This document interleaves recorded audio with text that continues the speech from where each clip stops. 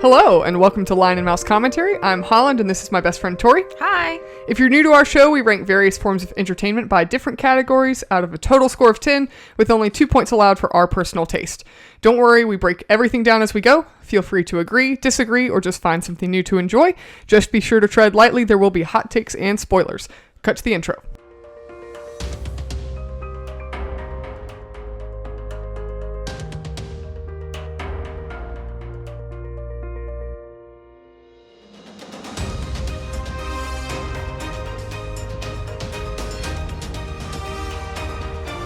Alright, so today I chose the Disney film Treasure Planet for us to review. This is familiar to both of us.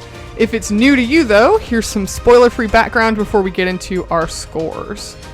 So, Treasure Planet is a 2002 American animated science fiction action-adventure film. That's according to the Wikipedia page, which sounds really more elaborate than you would say if somebody was just like, the Disney movie, Treasure Planet. Mm-hmm. So, it's produced by Walt Disney Feature Animation and was distributed by Walt Disney Pictures. It is a science fiction adaptation of Robert Louis Stevenson's adventure novel Treasure Island, which was published in 1883. And interestingly, it is the third retelling of the story in an outer space setting, following the Bulgarian film Treasure Planet in 1982 and the Italian miniseries Treasure Island in Outer Space in 1987. It's the third Disney adaptation of the novel, following Treasure Island in 1950 and Muppet Treasure Island in 1996. In the film's setting, spaceships are powered by solar sails and resemble the 18th century sailing vessels of the original Treasure Island.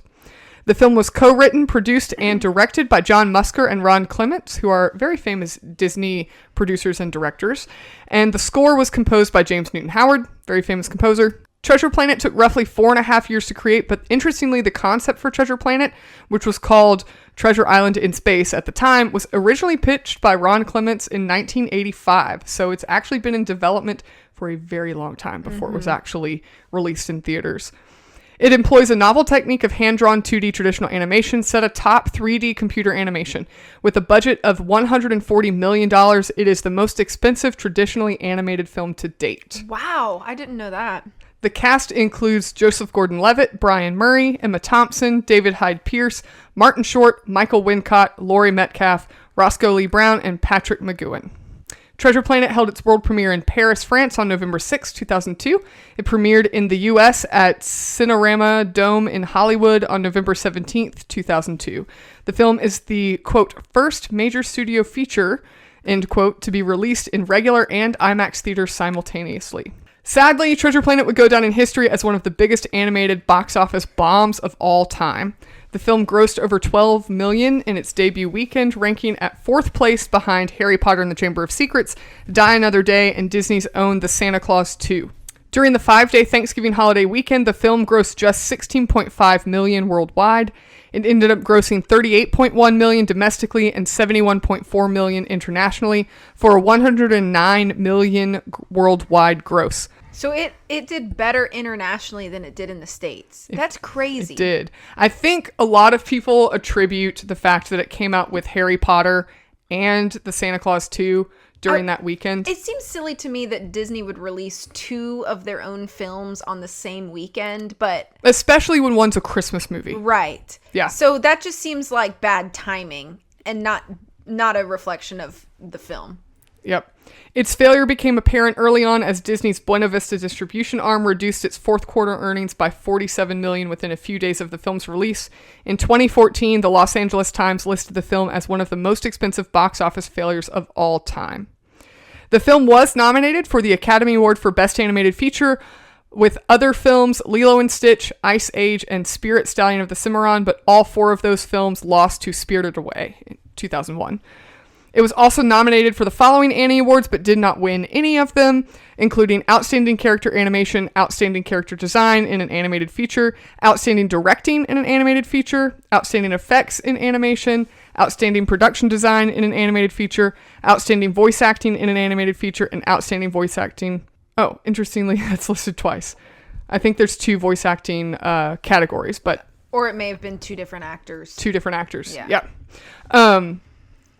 So, and in the Annie Awards, it lost to a lot of films that or categories that were won by Spirited Away and, interestingly, Monsters, Inc. as well. Interesting. Okay. So, which both of those are great films too. So it's just hard. It was a hard market, I guess. It was. So I looked everywhere on the internet to find a synopsis of Treasure Planet, and I don't particularly like pulling them from IMDb because a lot of times they're user submitted.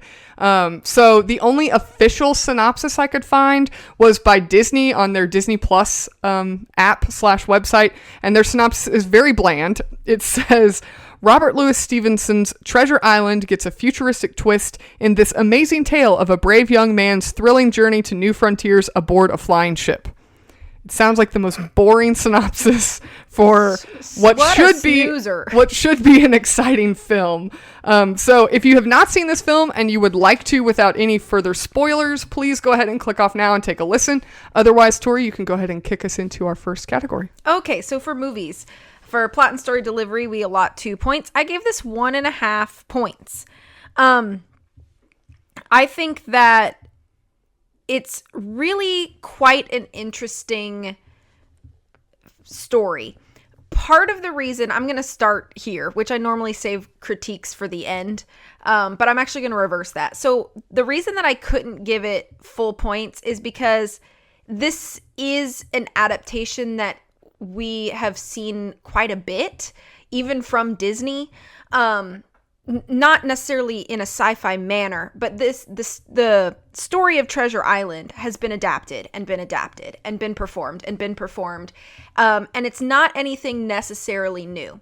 So all of the bones of the plot are just rehashes.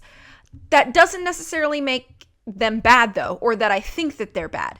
And I think this movie executes them quite well, but it's not necessarily creative or new. Really, this movie is quite funny in ways that I think the humor lands better when you're an adult as opposed to a kid. And I don't know if that's simply because of just like a lot of the nature of the jokes kind of comes in like sort of a lighthearted working context, and when you're a kid you don't have working relationships with other people, so I find a lot of the jokes to be kind of funny between like the captain and the crew, the professor and some of the other adult characters, but I think it's clever. So I think the humor, and I'll talk about it a little bit more in characters, but I think the humor is very good. I do think that as far as the revelation of characters' motivations and goals is paced pretty well. And I like that the way that this story is delivered in this adaptation is that we get a very good understanding of Jim and who he is and what he wants before we start diving into a lot of the other characters. While that may seem kind of a boring way to do it, I think what it does to the benefit of this movie overall is that we get pretty secure in like our protagonist, and so we don't have to think about him quite so much, or in regards to like we don't have to figure him out quite as much as we explore the world, realize what the stakes are, those sorts of things. I just think that the setup does a really good job and benefits or supports the revelation of other characters and their motivations and goals. It's paced really well. There is a pretty important plot point that revolves around the concept of betrayal. And I think if done poorly, it can come across campy. The good thing is that I don't think that this movie suffers from that at all. I think the revelation of the betrayal feels so the way that this movie reveals the betrayal toward Jim and other characters, but since Jim is our protag, we're obviously feeling the effects on him the most.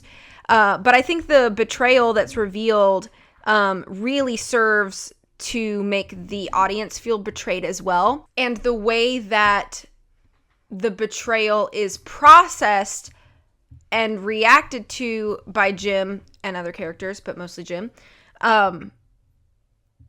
really helps, I think, to fuel the momentum for kind of that last third of the movie. That sort of, before this happens though, before the betrayal, there is a section of the movie that relies on montage, and I don't know how I feel about it. It's been years since I've watched this movie, and I think it's good. But I don't know how I feel about the montage. I could not decide if it felt a little bit campy or if I liked the juxtaposition of the montage scenes, which usually switched back and forth from Jim as a child to Jim in the present and showed either comparison or contrast. And so I sit here a little conflicted about it because I think montages are very hard to pull off well anyway in films. So I don't know. I'm still a little conflicted about how I feel about the montage because I do think that like the music choice and everything that happened with the montage kind of lends itself to a little bit of corniness, but I'm still not sure because I do think that I like the back and forth between the past and present, but it is also really fast because it's a montage. So it's like cut. So I think when I look back at it at that montage sequence, I think I like it more than I dislike it, but it's still not super satisfying. And I wish that I almost wish that there was another way to have delivered the backstory to us, or the relationship of Jim and Silver and how they started to like build like almost like a mentor student or even father-son sort of relationship. That was the purpose of the montage, but I just don't know if it was the best way to execute that. But I also don't know if I have a better solution. Just something about that section of the movie doesn't feel super satisfying to me. Again, I hate to critique it because I don't even really feel like I have a good solution for why I feel dissatisfied. I just wanted to make note of it. I think the listeners really just want to know why you're being a montage hater over here. I'm not always a montage hater.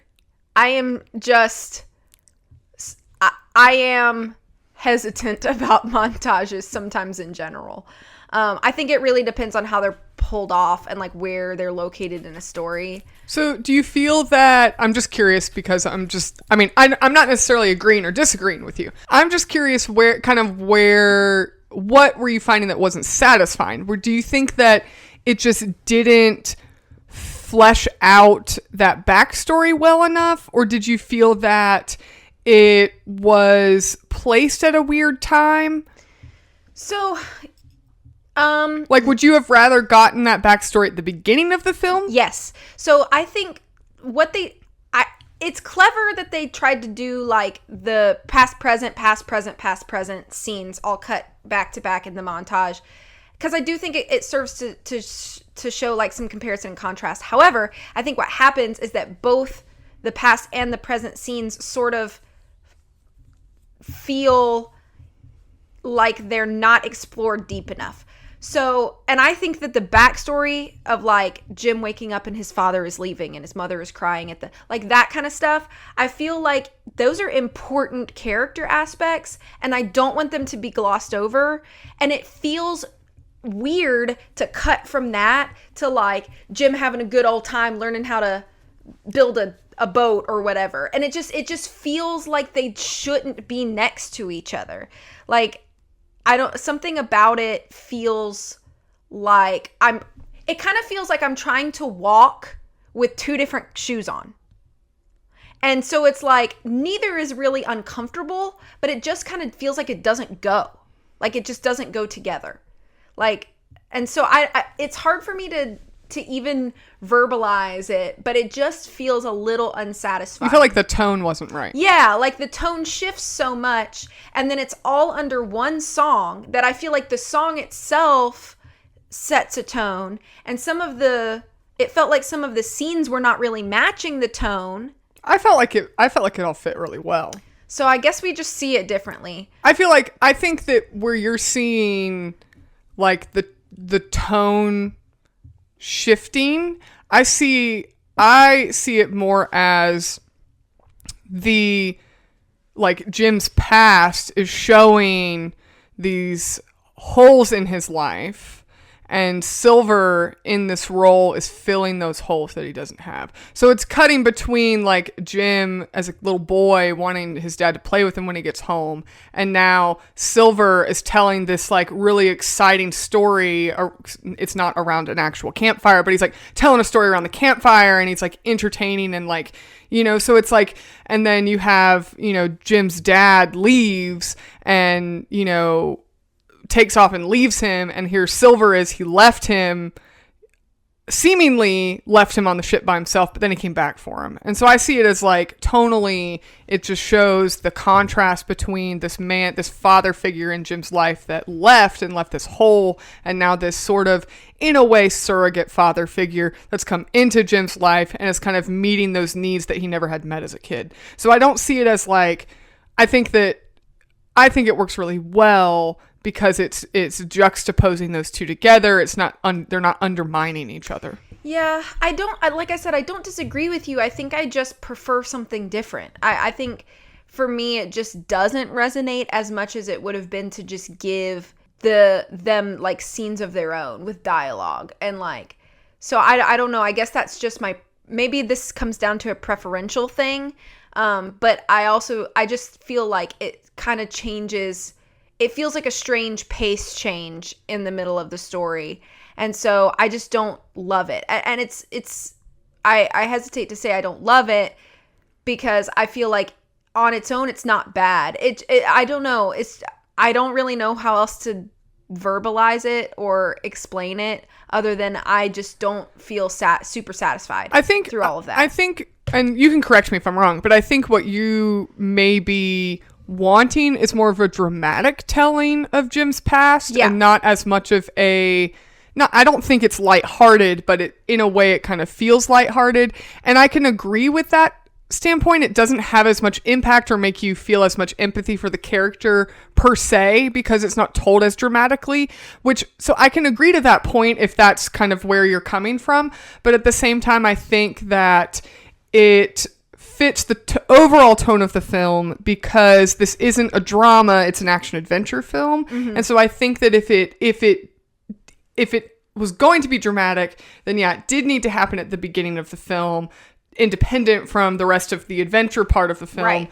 But then I think possibly a risk in storytelling would be, now we've set you up for a drama and then baited and switched you for an action adventure film. So I see it as working really well in the way that it did it because it fits the overall tone. But I can understand what you're saying if what you're saying is that it has less of an impact because it's not telling this very important part of Jim's past in a dramatic fashion that would have the impact on a viewer that had also experienced that. Sure.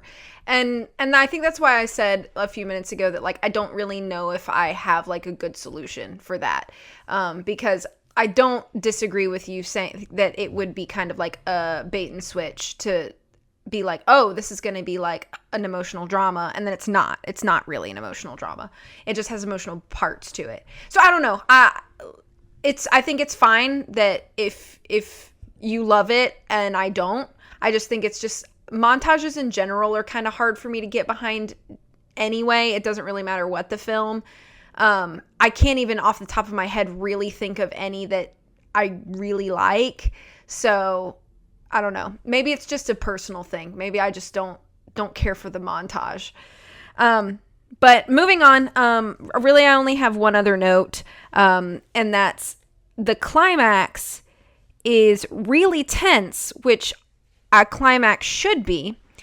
But I don't know if it's just me, But once they get to the point where they have found the treasure and now the booby trap is happening and the planet's about to explode because that's the booby trap.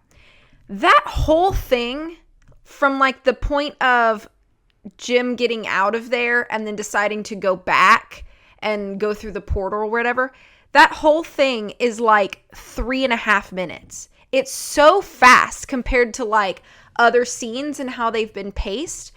And I understand that in a way, like they have a short amount of time to like fix it. So you want to put a little bit of like the pressure on, but it almost felt like that whole scene and then everything that comes after that, which is basically the wrap up after that. It feels so short. I almost felt like we were cruising at like 65 miles an hour and then all of a sudden everything was done. So we just like shoved it into park while on the interstate. And so do I think the resolution is good? Yes, as far as the storytelling goes. However, the pacing of the ending leaves a little bit to be desired for me because I feel like the momentum is so strong and like you're really hyped and like, you're literally on the edge of your seat, like gripping your chair, like what's going to happen next? And then it's like, okay, we fixed it. Everything's cool. Everything's good. Okay. All right. Here's the end of the movie. Jim goes back home. They dance a little bit. Bye-bye. And then it's like, oh, okay. Well, I thought we were still having an adventure. It's like the end of the adventure just comes so quickly that I feel it almost leaves like, oh, well, I kind of like wanted a little more fun, a little more pirate stuff or whatever. And I think it all ends just a little too fast. So, I know that sounded like I was critiquing a lot, but I think overall, Treasure Planet does a really good job at taking the bones of a very classic novel that many people know very well and reframing it in such a way and adjusting it to make it feel new and fresh, even though all of the individual parts are not. So it's like they put the perfect coat of paint on something that we already knew. So that's why I'm giving it 1.5 points out of 2. Alrighty. I'm also giving this 1.5 points out of 2. First, I'd like to point out that I really like that this is a Disney movie that's not a musical. I think that it fits the tone of the film, it fits the content of the film, it fits the overall story. I like that it's not a bunch of like singing and dancing around like a musical, and that it still feels very much like a film that Disney would produce, but it feels a little more, I don't want to say it feels a little more mature because I think that there are very mature themes and messages in their kind of traditional Disney musicals that, especially their traditionally animated musicals that adults can enjoy. But this definitely feels more like it fits the tone of kind of a preteen to teen age demographic. So I like that it's not a musical and that they didn't have to write, 8 different songs and fit those in the film to tell the story, that this tells the story more like cinematically, like a standard film. So I did appreciate that about this. Like you said, I do think that this is a very good adaptation of the source material. It follows the adaptation pretty well. I think it deviates from the original source material in about the 3rd act or so. There are some changes and some minor character changes, but overall it does fit the adaptation very well. I really like how the opening of the film really sets the tone of the film. It kind of has this quote-unquote storybook opening where Jim's reading this story of Flint. It kind of sets up the lore of the treasure, but what it really is setting up is this character of Jim Hawkins and who he is as a character. So it's not just hyper fixated on the treasure as the core of the story. The focus of the story really is about Jim.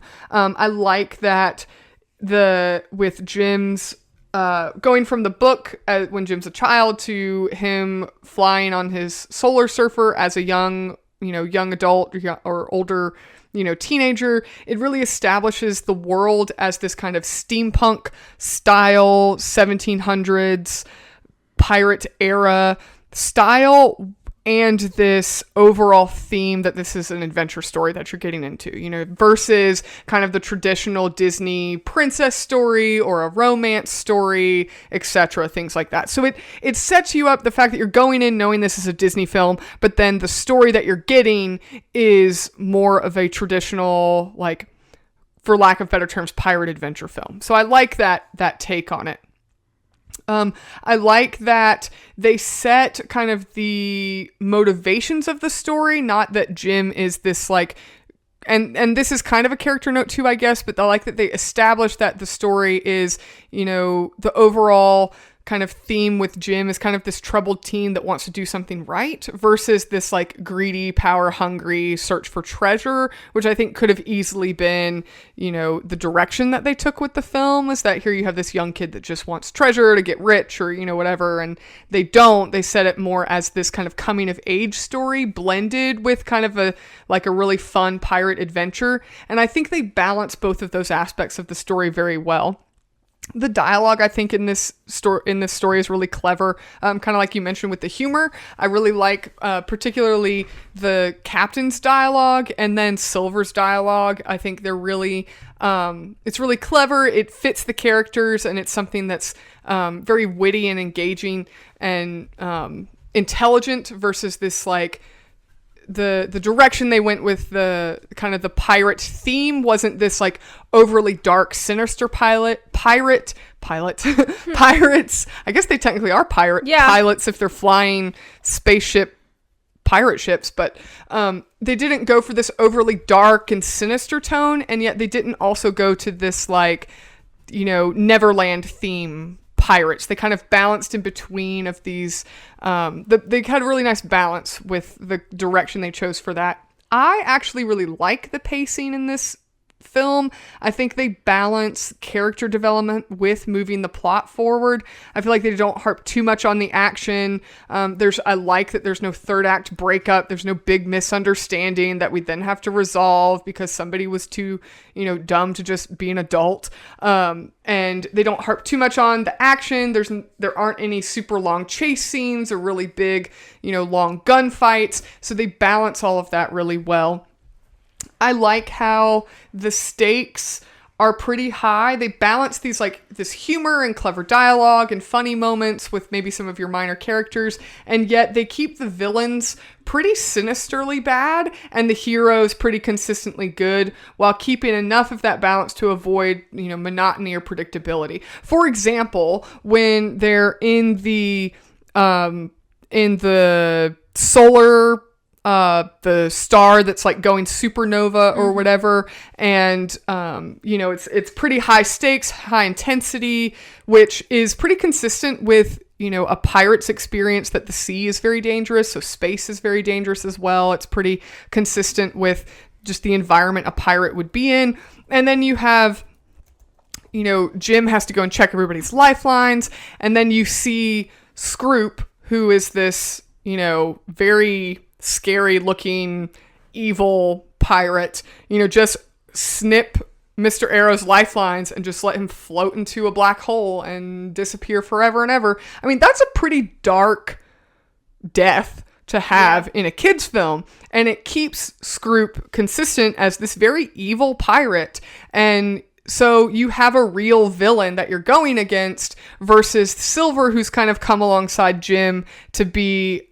essentially a villain, but you have this like degrees of villainy in this film, and it keeps things interesting where you also have these degrees of heroism. The captain and the doctor are different degrees of hero that Jim is, so you have these varying degrees of your cast, your heroes and your villains, which makes for really interesting conflict because they all have working relations with each other, which I know is technically a character point, but that is also how they use these people to move your plot forward and keep the stakes of the treasure really high versus it just being a treasure hunt film where now we kind of have a road trip film where we're just moving from point A to point B to point C to try and find the treasure. Now we also have integrated the plot into who these people are on this ship, and the perils for our characters are just as much on the ship as they are off the ship. So I think that makes it for a very interesting story. I also like that they kind of tie the end, like the climax of the film, like you said, with this portal that's opening and closing. That is how Flint gets to travel to different places and plunder, and vanish without a trace. And they tie that all the way back into the very beginning when we've been told the lore of Flint and how he, would, plunder people and then disappear, and nobody knows where his treasure is and nobody knows how he did, teleporting across worlds. And then overall, because of this kind of coming of age story, it doesn't just end with, they end up with treasure and it solves all their problems. The end of the story is about Jim and him finding purpose and, a future for himself, which is what they establish at the beginning of the film. So it's still very much a character-driven story, even though this plot of finding treasure and sailing through space and fighting pirates is definitely still very much part of the story, but it's balanced very well with the message at the end. And I also like that they don't really spoon feed you anything in this plot. It really frustrates me that a lot of media nowadays that may be more directed for kids just have to spoon feed you everything. And I feel like if this film was made today, they would have had this big long dialogue scene, this blow up between Jim and Silver, where he explicitly talks about how his relationship with his dad was this, that, and the other, and how Silver came in and just dashed all his hopes and betrayed him and all this. And they would have had that all spoon-fed to your audience in a dialogue, and here none of that happens. They just allow the viewer to consume the media and be intelligent enough to dissect all of that for themselves. Yeah, they do a nice show not tell concept. Yeah. And a lot of non-visuals, a lot of visual storytelling as well with your characters. Also, another positive is that the plot is surprisingly easy to follow when a whole lot of stuff happens throughout this film. For the pacing and the avoiding this convoluted, confusing story with all this stuff that happens, it's surprisingly easy to digest even for, a young, teenager or even a child to really follow along and understand it. I didn't give it full points, though, I also because I think that, like you mentioned, this has been adapted before. Treasure Island is not a new adaptation in film, and, kind of like I mentioned, it's not the first time that this has been kind of transposed into a space context either. I do think I will go ahead and mention this now because I didn't factor this into the creativity scoring, but I do think that Treasure Island being adapted into a different context and being adapted into space is not anything necessarily new, but I didn't deduct those points for creativity. I kind of deducted them here because the plot of this story is not per se an original story. It's a retelling of a very, very classic work of literature that was written in, the 1800s. So for that reason, I didn't give it full points. Another reason I didn't give it full points is because the sort of very, very small plot line of the romance between the doctor and the captain, to me, is just a bit too contrived. I think we really didn't establish any development of that prior, and then all of a sudden we've just put these two together because they're a male and female character. Let's go ahead and just make them a couple. I think that's a little contrived. I didn't think it was necessary to the plot. It's kind of like the trauma bonding trope a little bit. And yeah. It just doesn't land very well. It just doesn't land very well. I really can't be too harsh on it because it is kind of a kid's film, but to me, it is pretty contrived. I wouldn't take a whole half point off for just that, but I did factor it in as well. And then another thing that I just noticed in watching this and having to kind of think through this for this podcast episode, I cannot figure out, and I've never thought about this until I was having to review this for our podcast. If Flint died inside his treasure room and he's holding Ben's mind in his hand, we saw that you have to take the map and put it in the ground to unlock the door to the treasure room, right? So somehow Flint was in there sitting in his ship and died in his own treasure room. So somebody had to know he was in there and take the map out of the hole in the ground to close the door, and then take that map and like go elsewhere with it. So my question is, how did Billy Bones end up with the map?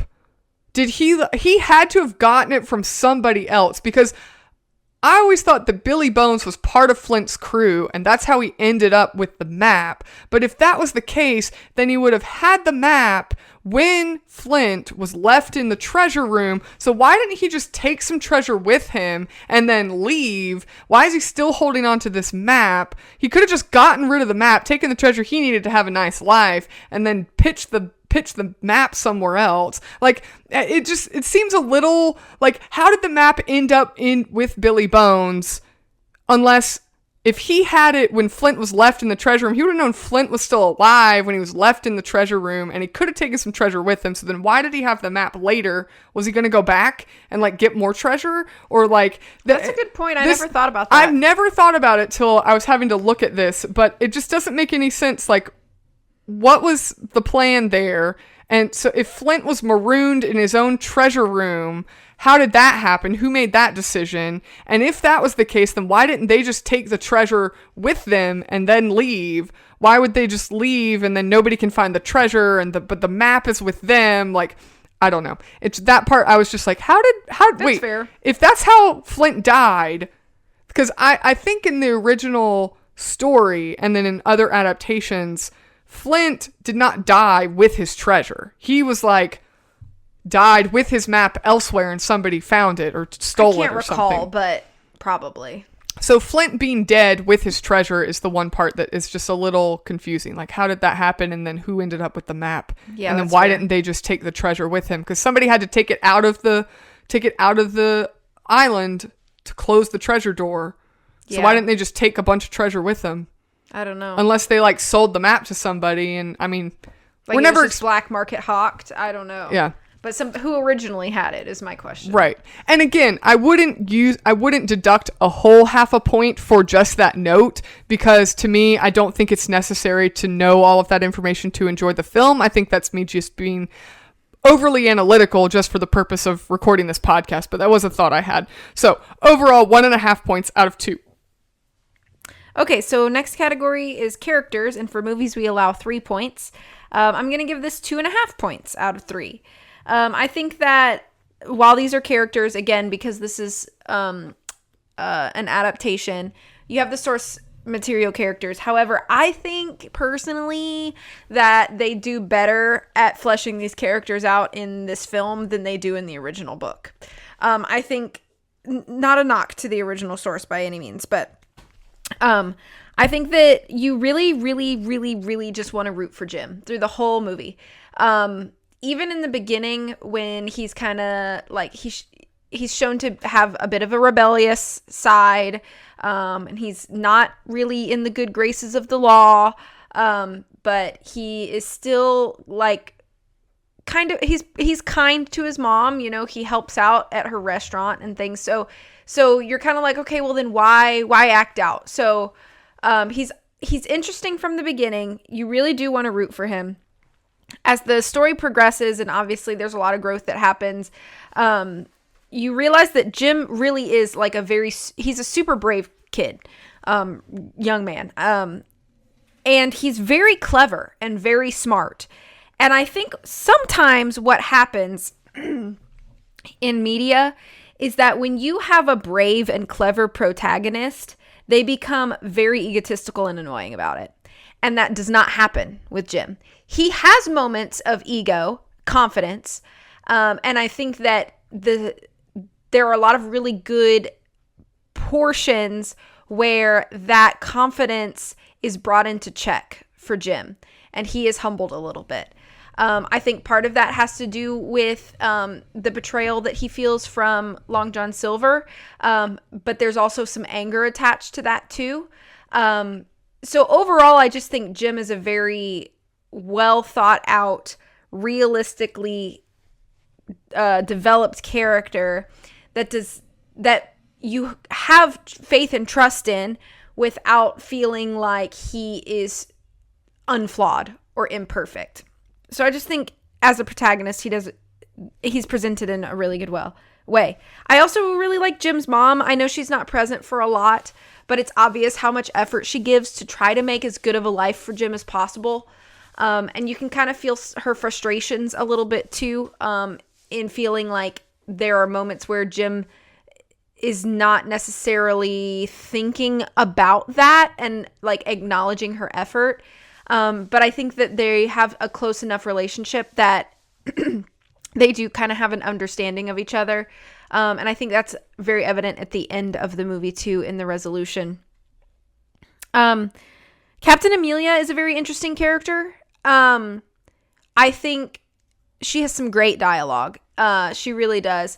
And I think she's voice acted by Emma Thompson, who is brilliant, obviously. So she's very easy to like, I think. And not only that, but like her design is maybe the best character design. I love the way she looks. I think like her overall persona is so nice. I think she's just like one of the most interesting characters. I do think though that she has a little bit of untapped potential, but I'm also not super mad about it because this isn't her story. It's not her story. So it's okay that we don't dive super deep into her. But I do think some facets of her could have been expanded a little bit better. I agree with your thing about like her romance with the doctor doesn't fully make sense and isn't necessary. I just think it's probably one of the most inconsistent character traits that she has. And so I like captain mode for Captain Amelia. And every time she's not really in that captain mode, it just feels kind of odd.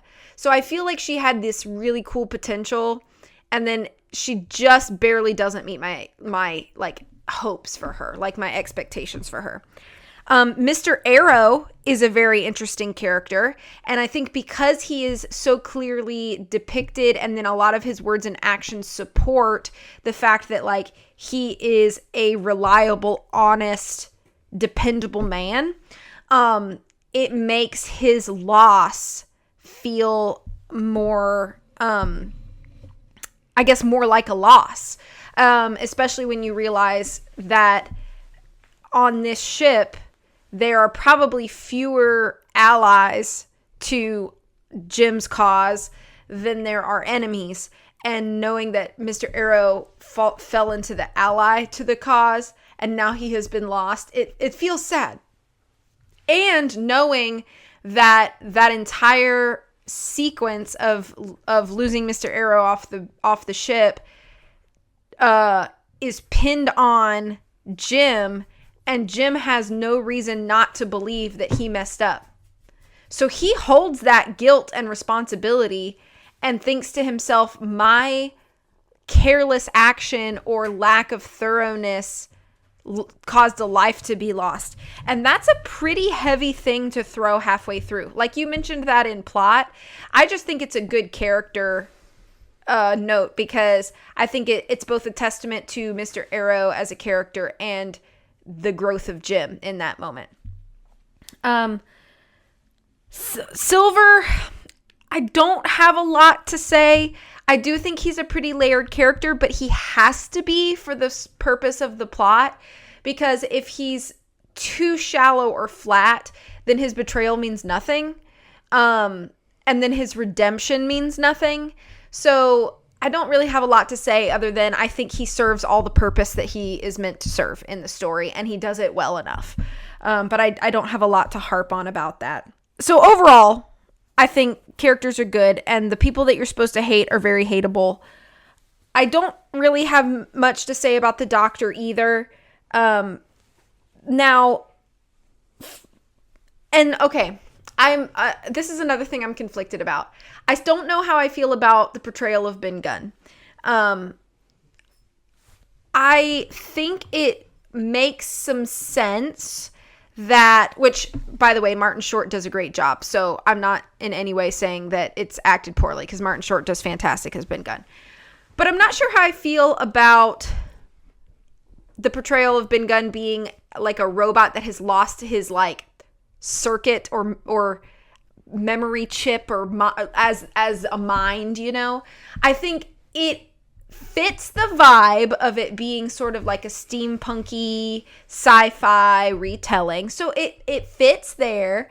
And Ben Gunn is portrayed to be quite weird and says things that don't really make sense, you know, or says things out of context that don't make sense until later. However, something about this Ben is a little bit annoying to me. And I don't know what it is. I don't know if it's that he's simply so loud and exuberant while everybody else has been a little more muted of a character. And so maybe just the difference is too stark. So I don't know. I'm a little conflicted about Ben Gunn and how I feel about him. I didn't necessarily like factor that in. The thing that I did factor in, and this is why I took half a point off, and I really hope I don't upset people, but I think Morph is useless and doesn't really serve much of a purpose. Why are you shaking your head at me? Because it's fake news. It's fake news? It's fake news. I just feel like Morph kind of becomes a character that is more so like just there to be like the cute sidekick. And I'm not sure if everything that Morph does for the plot or for any other character could not have been executed as well as by somebody else. So my take on it is, I mean, I usually hate the cute sidekick characters, usually.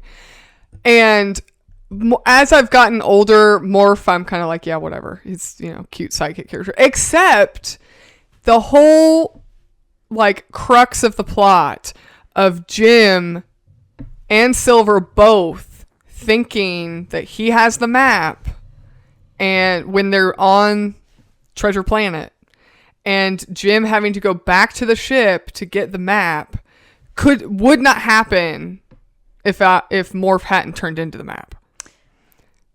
Okay. So, and there's no other, I mean, I wouldn't say there's no other way, but you need that in order for Jim and Silver to both think that he has the map. Okay. So that, I mean, that's pretty crucial to the plot line.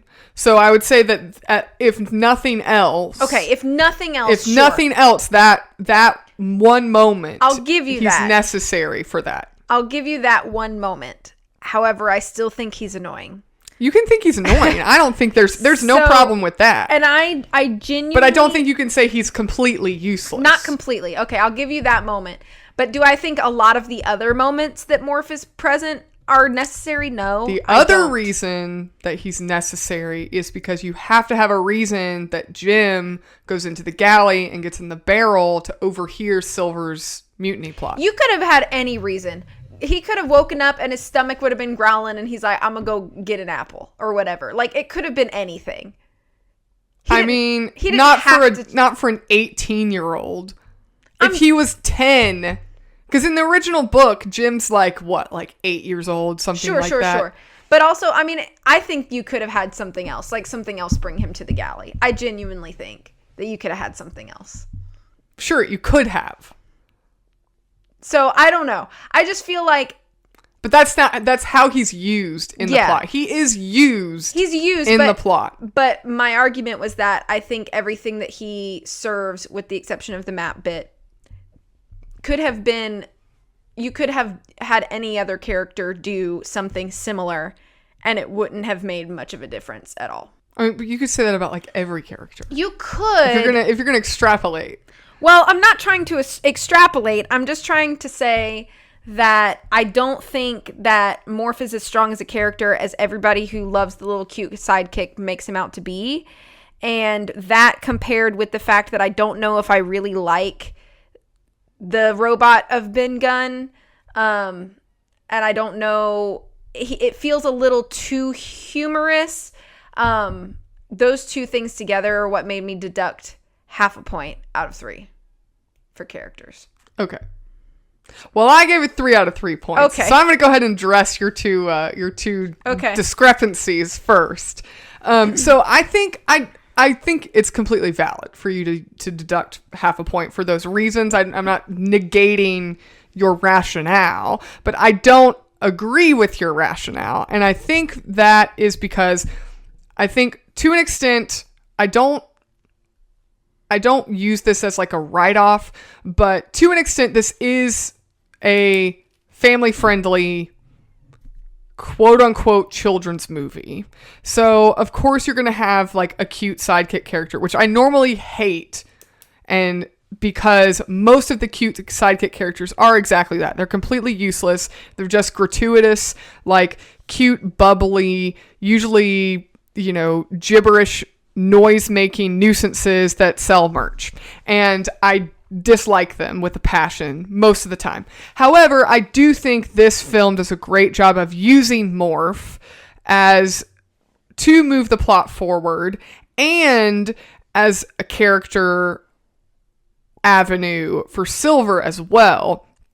Because I mean, I think Silver in the original has a pet parrot or something like that. And so I think Morph in the very beginning and then marries it at the very end. Silver says to Morph that, we need to keep an eye on this young pup, meaning Jim. And then at the end, Silver sends Morph with Jim and says, I want you to keep an eye on him for me. And so it gives you, in a character avenue, a way to see that more sensitive side of Silver without him having to turn into this mush ball. And so I think that's one aspect where Morph is kind of used to as a catalyst, I guess you could say, of Silver's character.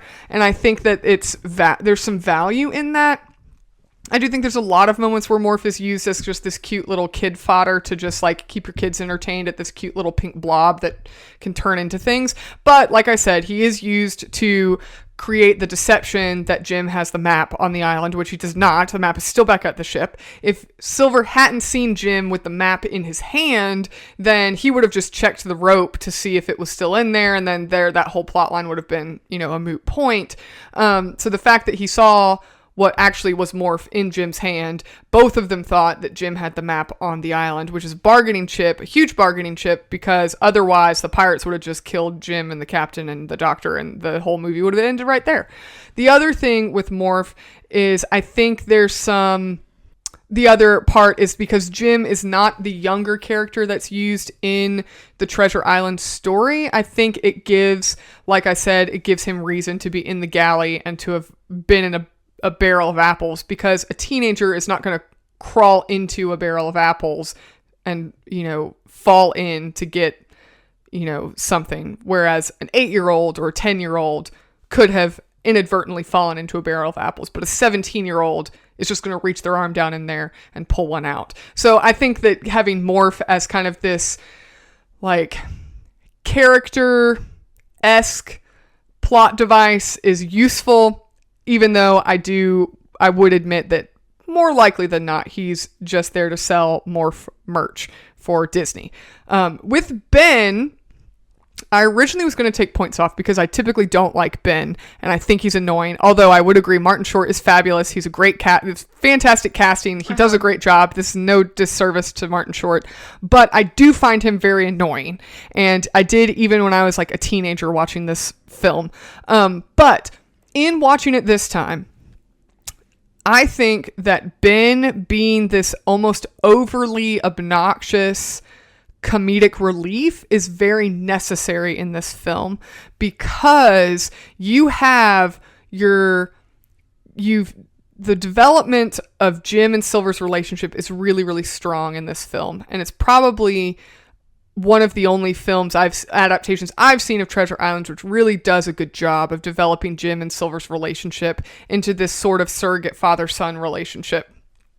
And at the point of Silver's betrayal, where we're seeing this very dark side of Silver, and we're seeing him betray Jim and hold the captain and the doctor hostage and threaten to kill them, and he was going to tie Jim up with the others and leave them behind. All of this has the risk of being very, very dark. And the whole tone of the film, without Martin Short's Ben, would be completely dark. There would be no levity. There'd be no comedy, because even Morph, you can't bring some comedic relief out of that, because Morph is such a small, character with that. And so I think your risk without something like Martin Short's version of Ben coming into play here, I think it would risk the tone of the film being set as extremely dark and sinister, and it would keep the tone very sinister and then paint Silver in more of a villainous light, and then not be able to,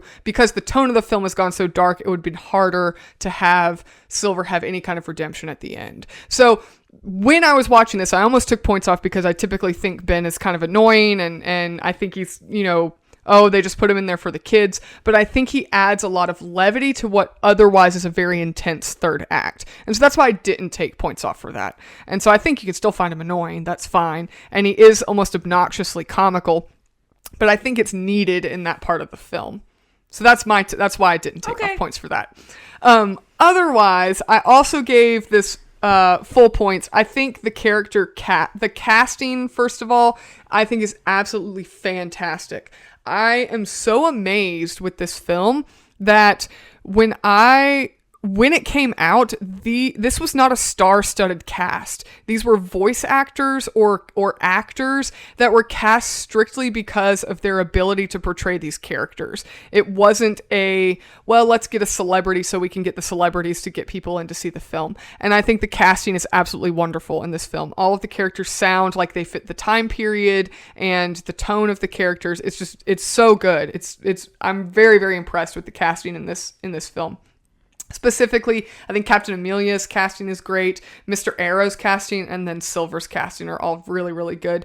And then even Joseph Gordon-Levitt that plays Jim, he brings this level of vulnerability into his portrayal of Jim, which I really, really like. Specifically character-wise, I think Jim, setting him up as this kind of angsty, rebellious teenager without him being so obnoxious and unlikable, was such a huge risk that they took, because that's so common with characters. When we have this kind of troubled teen coming-of-age story, we instantly make him so unlikable that now we don't even have anybody to root for as our protagonist, and we kind of want a bunch of bad stuff to happen to him because he needs to get his comeuppance before we watch him have some redemption. And they do a great job of making Jim have this very subtle character moments where, he hears his mom talking about how worried she is about him, and then he sees his mom's reaction to when the inn burns down, and we watch him have impact where he cares about people other than just himself. And so he's not this selfish, self-absorbed, angsty teen. He's just trying to find his way in the world. And so we have him as this very sympathetic character. Additionally, we do watch him being very intelligent, and they keep that theme throughout the film. His mom says he built his first solar surfer when he was 8, and then learns very quickly how to tie, knots with Silver. And so then, of course, he's going to be the guy that comes up with the idea to use the portal to get off the planet at the end. And so that consistency in his character. And yet we watch him grow and kind of find his way in his relationship between him and Silver on this adventure. So we still see some growth, and he finds his, what he stands for, and he even tells Silver, you taught me to stick to it, right? So that's what I'm going to do. And so even finding, his own convictions and sticking to it, we watch him grow as a character as well. So I think it's just very, very good character development with him. I'll touch on Jim's mom very briefly. I like that she's very believable as a mom, and yet she's very, very likable. I think it's very easy, in the same way that we have this troubled teen that can be very unlikable. We can also have the troubled teen's mom also be very unlikable, and the sense that she's not hounding on him to be somebody he's not, or that she's wanting him to fail so that he can learn his lesson. Those are tropes that could have been very easily used for his mom, and it's not. We see her as this very compassionate woman that cares about him and knows he's struggling and trying to find his way in the world, and she just wants what's best for him. And so I like that they gave him a good mom, which then also gives him a reason to come home. You know, he has somebody to come back to and a reason to not run away with Silver and ship out with him at the end. He has a reason to stay with his mom and stick with his family and things like that. Silver is a really good balance of being this villain and this untrustworthy pirate, but yet we watch him develop such a good relationship with Jim that by the end we're rooting for him, and we celebrate the redemption that he has at the end of the film. I like that we have this interesting statement that he makes where, you know, how he became a cyborg is that he gave up a few things willing to chase his dream, but then at the end he's not willing to give up Jim to continue chasing his dream. So that nice kind of bookend of his character, and then somebody that just sees the potential in Jim to be something great and something bigger than himself, and actually encourage him to do that regardless of whether or not he's looking for the treasure, but just because he values Jim as a person and wants to invest in that as him. It's just such a great relationship. I think this film, and I know I've already said this, but I think this film does such a good job of fostering this relationship between Jim and Silver, where it doesn't feel unbelievable, or it doesn't make Jim so naive that he's being a fool, and it also doesn't make Silver so chummy that now we don't believe that he's a pirate that would betray Jim. So that balance that would be so hard to find, and I think in other adaptations they don't do it very well. This film does that very, very well. I also really like that the captain and Mr. Arrow are an excellent team together, and they're great foils against the duo of Silver and Mr. Scroop. So they're both, in a sense, on the same side, but they're both very different in how they approach things. So the captain and Mr. Arrow, clearly they're on the same team, and Scroop and Silver, clearly they're on the same team. They're both looking for treasure, but each of them with each other, their approach is very different. And it's a nice balance between those characters as well. I think I like that this film avoids just making all of these characters very just cut and dry stereotypes. There's a lot of depth and nuance in the characters, in their decisions, and then also in a lot of the visuals of the characters. So for example, where Jim has a lot of reactions. I know in like film and acting, it's like there's acting and then there's also reacting. And as an actor, you have to know how to do both acting and reacting. You're still portraying the character. And so Jim's reactions to things that are nonverbal are just very, very good. Like when the cops ask the doctor if he's the boy's father, and Jim's face just says everything you need to hear. When he reacts to his mom, he's watching his mom just sit in the sort of carriage, sobbing because her inn just burned down, and Jim's reaction to her. And then when they're in the doctor's house, and I think it's the doctor that puts like a coat over her shoulders or something, and the way that Jim starts to go and comfort her, and then he kind of turns away. All of that is nonverbal communication that is just built into these characters so well. So the character of Jim, right away, we see that he cares about somebody other than himself. But then all of the characters have these very visual moments where they're may not be acting to something, but they're reacting to something, and it just shows a lot of depth to them.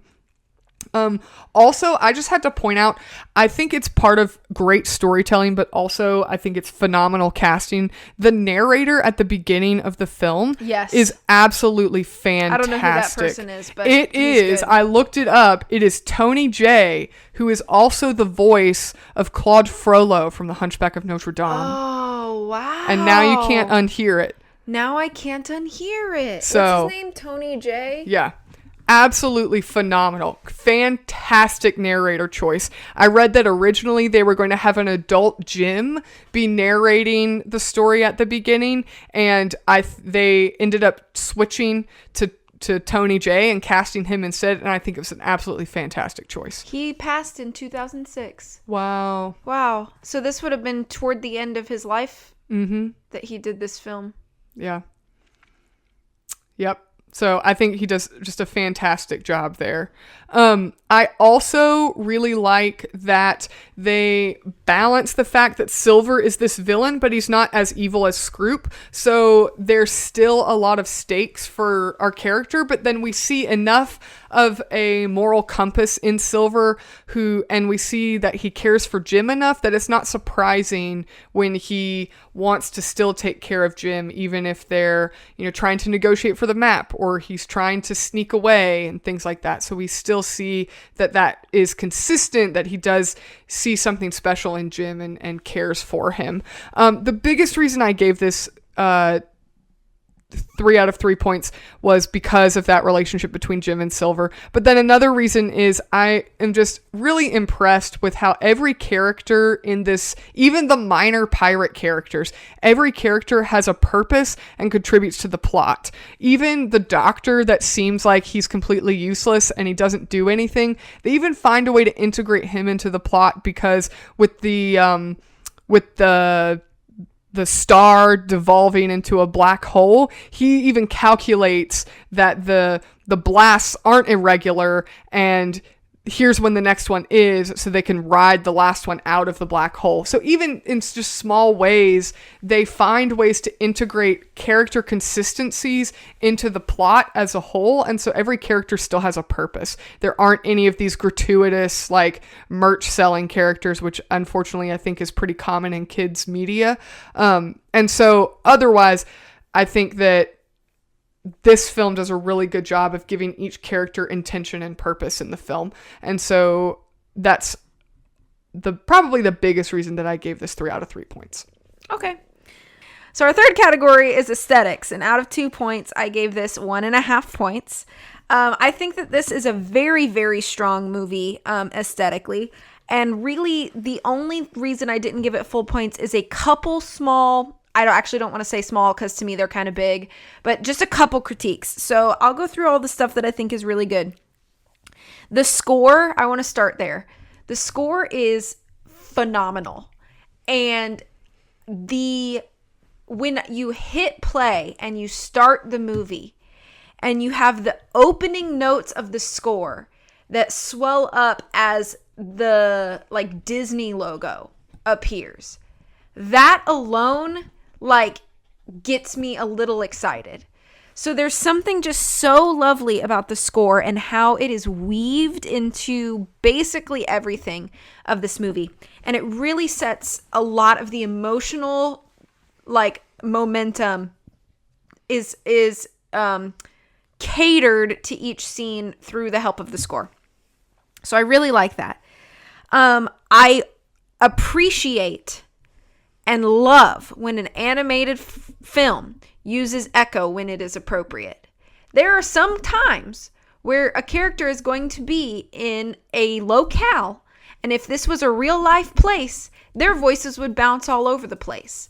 And I hate it when animated films have really crispy, clean audio in these big cavernous locales.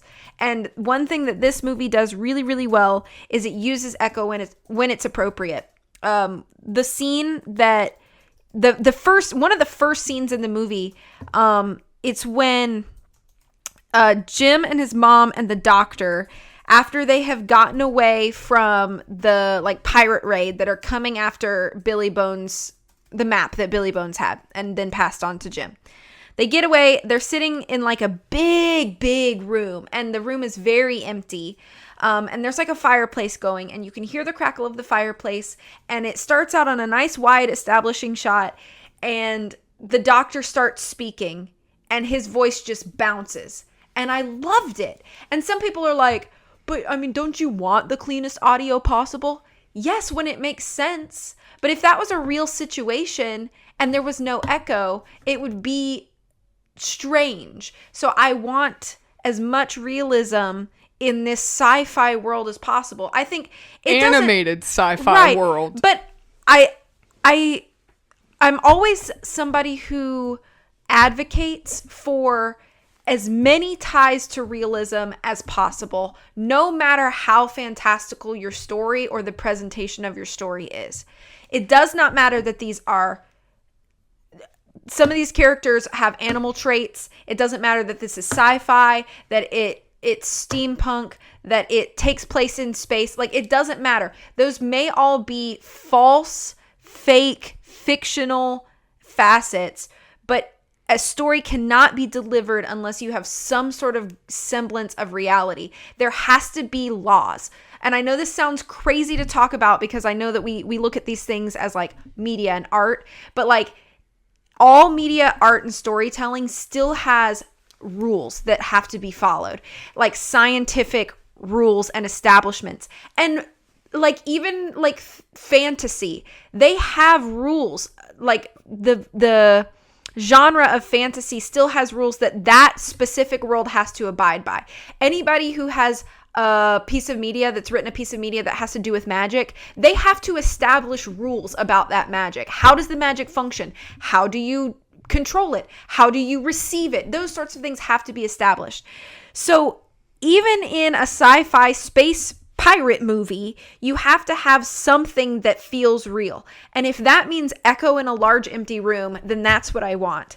And I know that maybe that's a silly thing for me to take note of, but I think it makes a big difference in the overall aesthetics of this movie. I think that there are stunning shots that feel so realistic, it almost feels like that was captured by a real camera. A lot of those being the night shots with like the starscapes in the back. I am a sucker for those, especially when you get like a nice silhouette or like profile of the side of somebody's face against the stars. Like, I just think it's so gorgeous.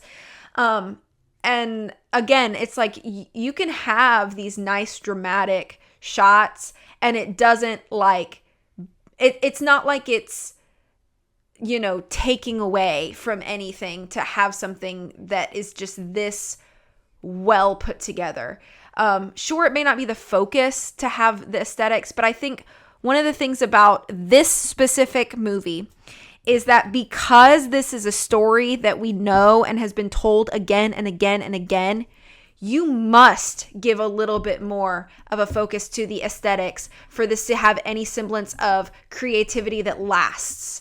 Because yeah, you may have the plot and it's delivered really well. Yeah, you may have good characters and they deliver that plot really well. But you don't want the same song and dance given to you every time. And the reason that this is such a cool adaptation is because it looks differently and it performs differently aesthetically. So that's why I'm spending so much time talking about it. I really like the use of metallic color palettes. I think it's really easy to just be like, oh, this movie has a very warm color palette, or it has a very cold color palette, or changes color palette depending on the mood. This doesn't really have moody color palettes. I think there are some uses of it, mostly day to nighttime shots, but overall, the metallic color palettes do change. You get warm metallics and you get cool metallics like you would, but they really don't do anything except, well, I don't want to say they don't do anything. They don't serve like an emotional purpose, but they sure serve a huge cohesion purpose. And I think that it is really nice that even when toward the end, when they crash and they're kind of like in that weird like forest thing that has like the metal like bunker pipes that kind of connect all around, like that still has a pretty metallic based color palette, and so it still feels like they're in the same universe and same world as when they were on the ships. So even when they're on the different planets, there's still a lot of cohesion there. I think that a lot of this CG holds up great. This movie is 22 years old this year that we're recording this. 22 years, CG has changed a lot. And so I kind of was like, I wonder how it's going to hold up. It's been years since I've seen this. And I think quite a bit of it holds up really well. And I think it's because there are not too many shots that rely on the CG. Everything is really hinging on the good 2D animation. The 3D CGI really just adds to the sort of otherworldly effect of the 2D animation. So because the movie does not it does not rely on the CG, and it's just a nice addition to the animation, I think that's one of the biggest reasons that it still holds up really well. It still looks really good. I think that the map and how that the map is sort of designed, the GPS idea of the map. GPS was looked very different in 2002 than it does today. And I like that the map GPS, for lack of better term, kind of has a sort of futuristic vibe to it even now. It ended up, however they designed it, whoever made that decision, I think it's different enough that you could like tell what the purpose is, but it wasn't it doesn't look like, oh, this has come to fruition really in today's world, and I like that sort of thing. Now, the only two critiques that I have, and I know this one probably a lot of you are going to disagree with me, and that's okay.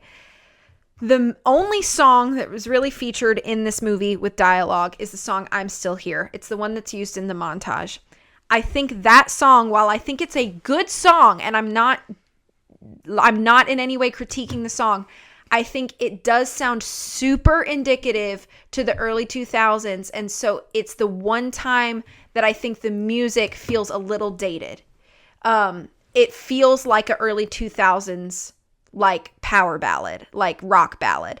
And I don't dislike it, but it does pull me a little bit out of the immersion, because now that so many years have passed, it's the only thing in the movie that I feel like feels like a certain time period, where everything else feels very timeless or like not attached to time because of the sci-fi nature of it. So that's not something that I loved. However, but then my other thing is there is a slight sound mixing issue. It kind of suffers from we're going to have a lot of loud actiony adventure things happen, and then we're going to have a character start talking in the middle of it, and now you either can't hear the character or things shift really suddenly and everything that was very loud is no longer loud at all. So there were a few instances where I actually had to rewind, because funnily enough, I like watching things with subtitles, and funnily enough, Treasure Planet on Disney Plus does not have subtitles available. They're not loaded in. So there was a part, I can't remember actually the scene, but it was, I think, during something kind of loud. It may have been the supernova scene. But there's a scene where I actually had to rewind a couple times because I couldn't like grasp something that the captain was saying, I think.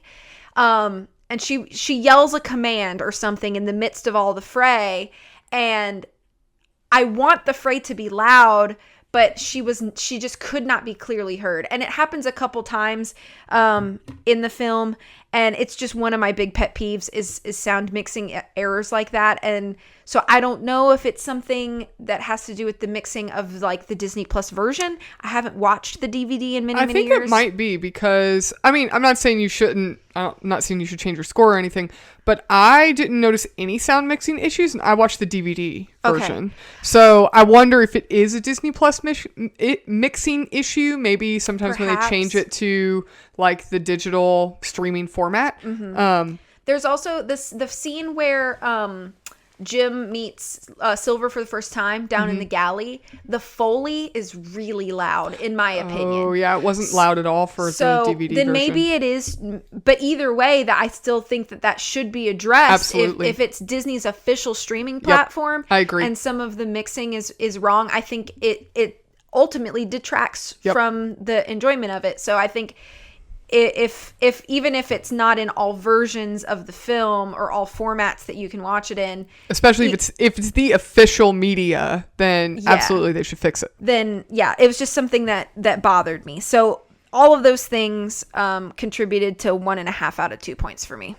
Alrighty. I also gave this 1.5 points out of 2. 100% agree. The score of this movie, I think, is one of, and I mean, this might be a hot take, but I think it's one of the best scores in a Disney film. I mean, it's absolutely fabulous. I think it fits the time period so well. It feels like, it feels cinematic and orchestral. It doesn't feel like a campy kids movie. It doesn't feel like it really doesn't feel like a sci-fi film. It feels like a pirate film, which I think fits the tone just perfectly.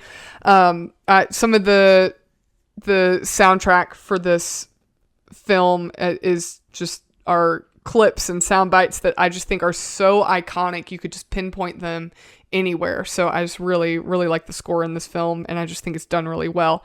The steampunk feel of this film, this kind of futuristic blended with the 1700s, is done really seamlessly.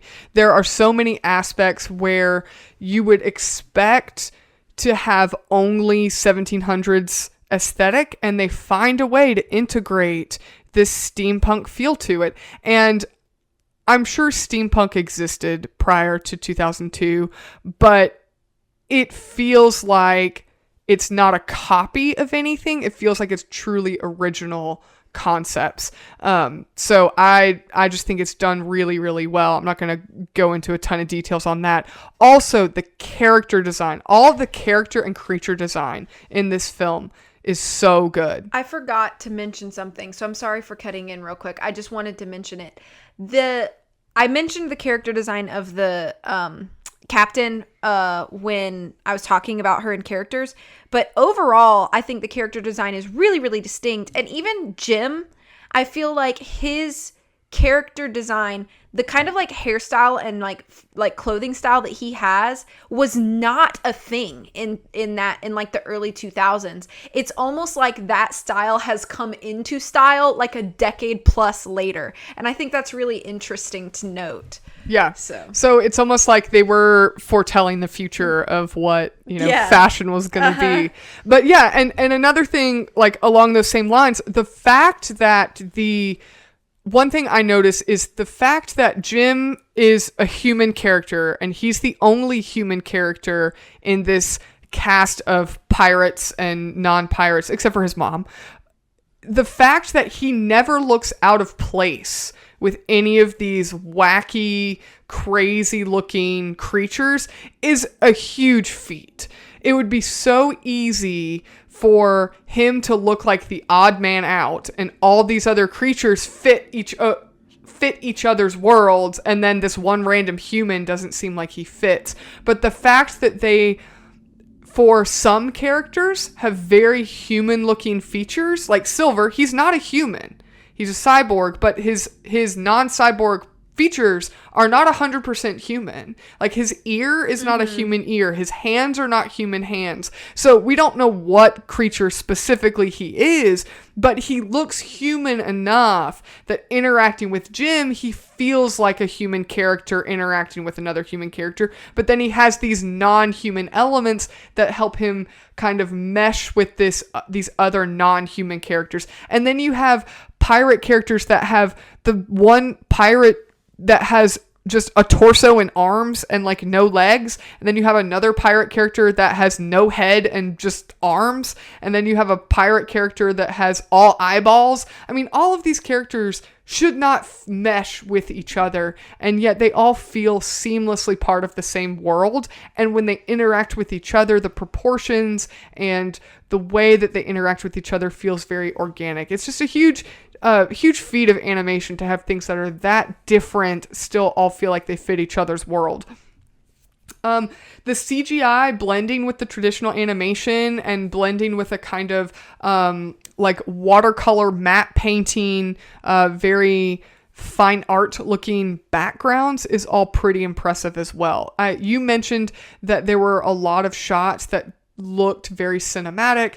There are so many parts of this film where I wrote down, one of my notes says there are parts of this film where you forget that it's animated, right? Because it feels like a camera is tracking through a real world. And I did read that that's what the directors wanted when they were developing this film, is they wanted the technology to be up to speed enough to where they felt like they were moving a camera through an environment versus just drawing animation cells.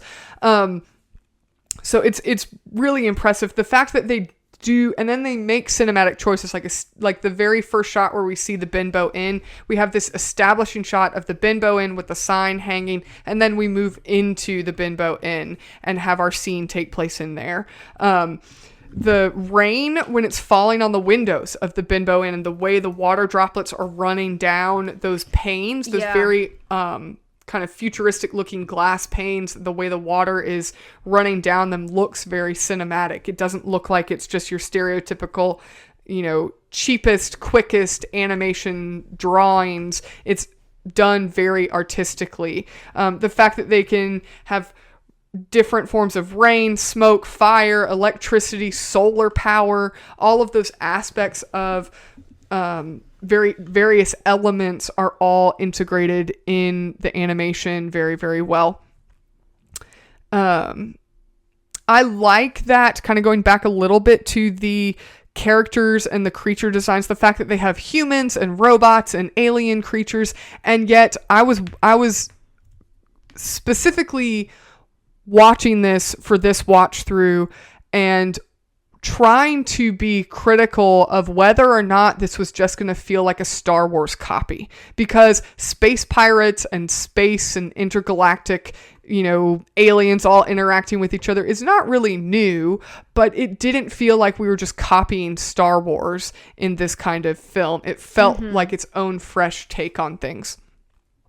I do think that the song in the montage choice, I know Tori's kind of harping on it a little bit, but I do think that it does feel a bit like a 2000s montage song choice, but I personally don't feel that it pulls me out of the world. To me, it feels like we've kind of accepted that we're suspending our disbelief a little bit here with the storytelling, in that we have this steampunk 1700s futuristic 1700s.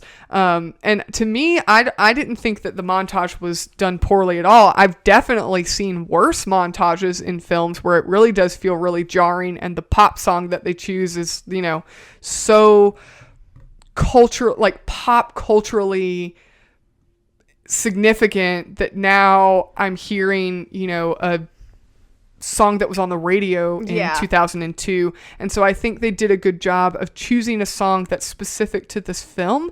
And so it doesn't feel like, oh, well, I was watching Treasure Planet and now I'm listening to Britney Spears. It feels like I'm just continuing to hear a story being told to me. I think it's one of the few instances where a 2000s kind of pop song mid-movie montage is actually done very well. I think it fits. To me, it didn't feel like a distraction, and I didn't feel like it pulled me out of the story. I thought it was actually done very well. But that's just my take on it. I don't know if other people feel it really jarring. But I think also I'm viewing this with the lens of somebody that grew up watching this film. So to me, I wonder if I watched it, if I could go back and erase that part of my memory and watch it for the first time, would my opinion be different? And maybe it would, but I think objectively it doesn't feel like it's dissonant enough to lose any points for me. I did take off half a point though, because although I do acknowledge that this technology of the overlaying traditional animation onto a CG background is incredibly good, and there are so many moments where it's done very, very well, there are some moments where the CGI and the traditional animation doesn't seem to blend as well as others. And that's just part of using new technology in film. Like, it's going to happen. We're going to always look back at older versions of technology and it's going to seem inferior to what we're working with today. But there were a couple parts where I felt like the traditional animation, or the transition from only CGI into integrating traditional animation just felt like it didn't hold up as well as I would have liked it to. For example, with the establishing shot of the spaceport, which is shaped like a crescent moon, the fact when we're the camera's zooming into the spaceport, it's all CGI, and then we zoom in closer and closer and closer and slowly start to see the traditional animated characters on this CGI background. And then we also see these kind of alien seagulls flying over their CGI, but the characters aren't. There is just a little bit of, it's very noticeable that it's a CG environment, and then the characters are traditional animated. The lock on the captain's door when she asks she has Jim and the doctor come into her stateroom, and she closes the lock on the door. That lock is just very overtly CG, and I think that is a moment where, because her hand is on it and we're looking at her hand and her character in front of that lock, I think maybe it would have been a good idea to integrate that into to make the lock maybe traditionally drawn for that specific moment. The shot across the ship with the supernova, with the camera kind of pans down very cinematically on the ship when they're about to, all get on their lifelines. That the CGI in that shot was pretty noticeable, as far as the fact that it didn't fit super well. The mushrooms on the planet, the kind of like hanging mushrooms on the treasure planet, and then when Silver's cutting through the bamboo and his sword is actually moving through this CGI bamboo, to me it just looks a little dissonant there. But otherwise, I think the CGI and the traditional animation blends very, very well. Oh shoot, there was one part but I also think it's extremely important to note that Silver, his like non-cyborg parts are all traditionally animated, and all of his cyborg parts are CGI. That's incredibly impressive that in one character we have blended CG with traditional animation into one character. I think it's important to note that that's very, very impressive feats of animation.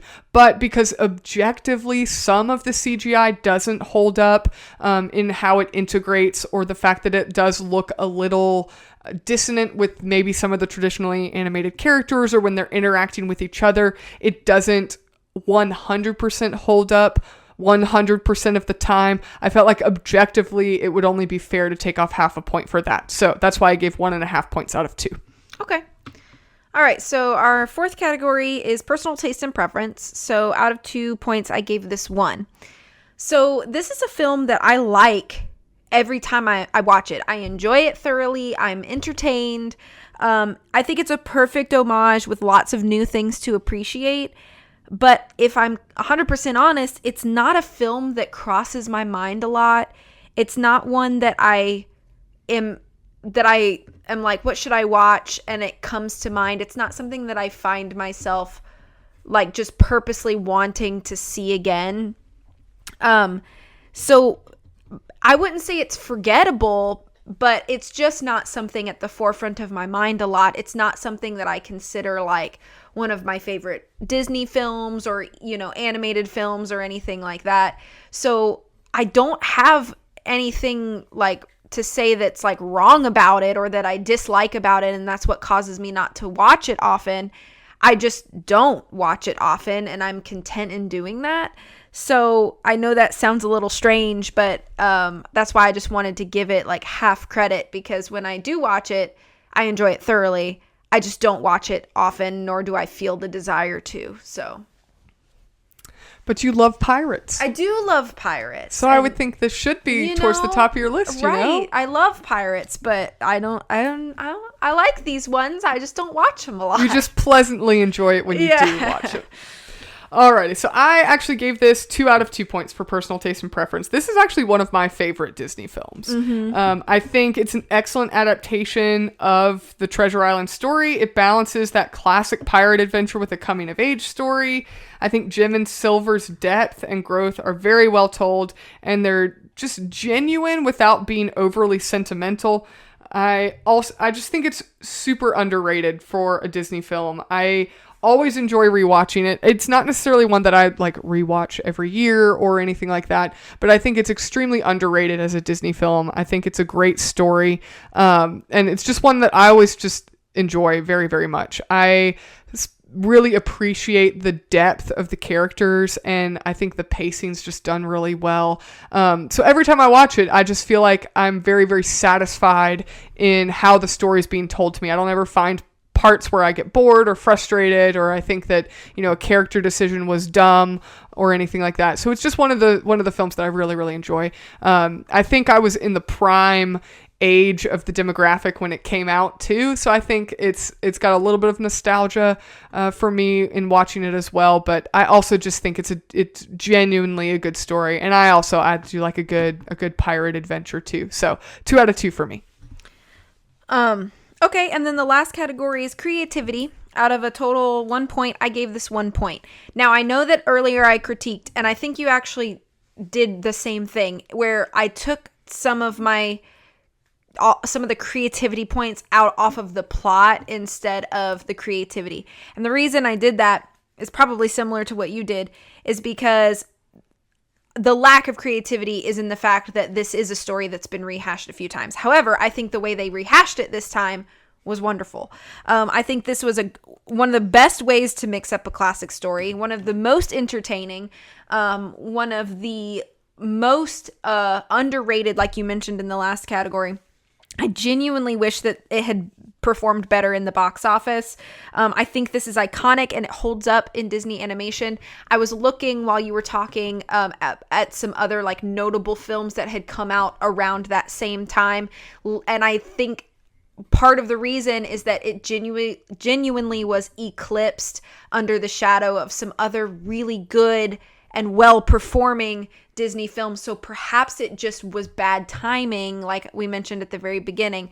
Like Lilo and Stitch came out only 6 months or 5 months before, and Lilo and Stitch is still, I would say, one of like a very highly regarded Disney film. People still love Lilo and Stitch. Spirited Away was one of, it was Walt Disney Pictures under Studio Ghibli, but again, that's another film people still talk about. So it just unfortunately got a little lost in the shuffle. Another big one that I saw in here, Holes came out kind of soon after that. I know it's not animated, but I felt like that was another pretty like highly regarded film that came out from Walt Disney Pictures. Finding Nemo. Was it Finding Nemo? I thought Monsters, Inc. came out that year, but maybe it was the year prior. Maybe I missed it. I'm just looking at things within like a year of the release. Finding Nemo came out about 6 months after. So it's like they had, really good films Disney was coming out with around this time. And so I think that while Treasure Planet personally is as good as those films that I mentioned, I don't know if perhaps just the fact that like it technically wasn't an original thought made it suffer. I don't know. I don't really know like why the formula didn't work, because I think looking back, especially as an adult now, I actually think the film is better now than I did when I initially saw it as a kid. And I don't know if it was just because at the time sci-fi was kind of hard for me to like get into, as a child. And I think it's much easier for me to do that now. But either way, I think it deserves every creativity point, because it took something that has been maybe beat to death and brought a new life into it. I did so in a really good way, and in a way that still holds up today. So I genuinely wish it had done better in the box office, because I do think that it deserves that. But it's very good. 1 out of 1 point. Alrighty. I also gave this full points for creativity. Yes, I completely agree. Some of the points I guess you could remove for it not being a quote unquote original story. I also factored into the plot aspect. However, I think that this adaptation is really, really good. Treasure Island has been adapted numerous times by many different medias, stage plays, films, I'm sure there's a TV miniseries somewhere out there. I'm sure there's kind of, the concept of, modern, not modern day, but like our modern interpretation of pirates were so largely influenced by Treasure Island. The fact that X marks the spot and following a treasure map to buried treasure, all of that came from Treasure Island. In addition to real, pirate myths and legends, but so much of that was propagated by Treasure Island. So a lot of our understanding of pirates and in media can be attributed to Treasure Island. But I think this film especially is one of the only adaptations that gets Silver and Jim's relationship right and combines the kind of space pirate genre into good storytelling. Space pirates aren't anything that's new because, the ocean was such a foreign frontier in pirate days, and space is kind of our equivalent of that today. So space pirates are not new.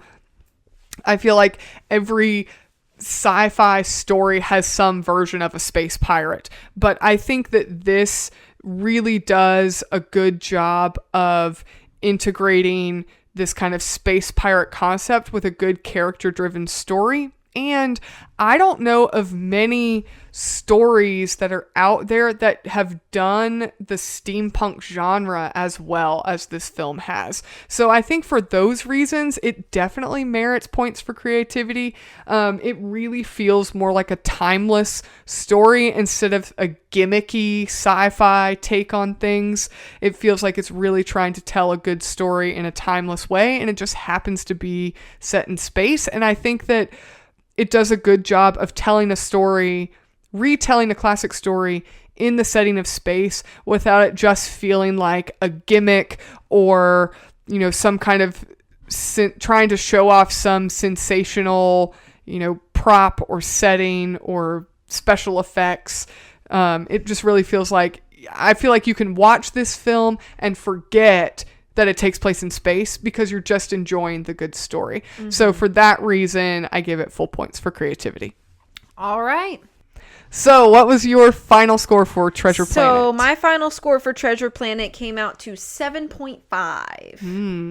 I actually gave it 9 out of 10. Wow. It's very rare that your score is more than mine. I know. Yep.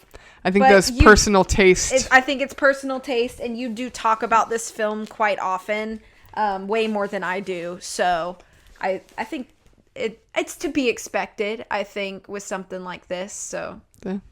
Well, if we scored the same on personal taste, yours would have been 8.5 out of 10. True. So yeah.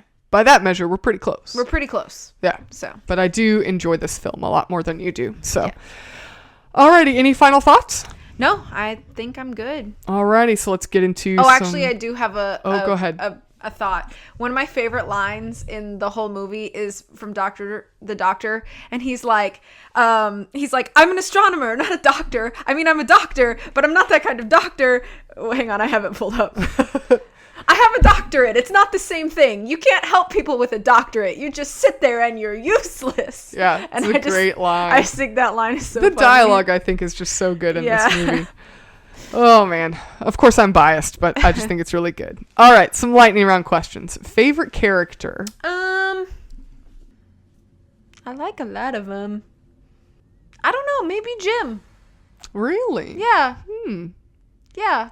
Last episode I said I never picked the protagonist, and then I picked the protagonist, and here I am picking the protagonist. Picking the protagonist again. I just think he's really good, and I think that he, like you said, he's kind of interesting enough where he still feels like a teenage boy, but not in like an unlikable way, and he's not portrayed as like such a bad kid that like you want to punch his face in and like tell him to be nice to his mom. Like, he still obviously very much cares for his mom, and so.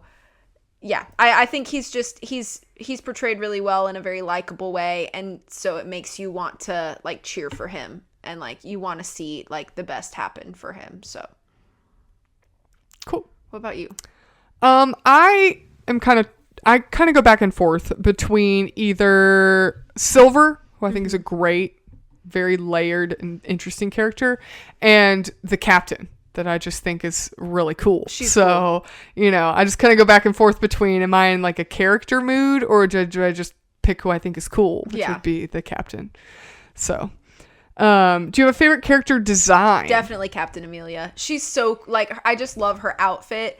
I don't cosplay hardly ever. I mean, like, very rare occasions. But I feel like a cosplay of her would be so fun. You know what I mean? Like, to have her, like, really cool coat and, like, the really tall boots. And I just think she has, like, a really cool, like, vibe. So yeah, I love how even her ears are, like, expressive. Like, in that, like, the way that a cat's ears kind of would turn up or perk up when she's, you know, doing things. Well, and she doesn't give, like, house cat vibes, but she almost gives, like, large cat vibes. Yeah. Like something like a panther or tiger more. Not necessarily, like, in coloring or markings, but more, like, in, I guess, like, other little, like, body quirks. Nuances. So, yeah. Yeah. I think, I don't know who my favorite character design was. I'm sure it changes.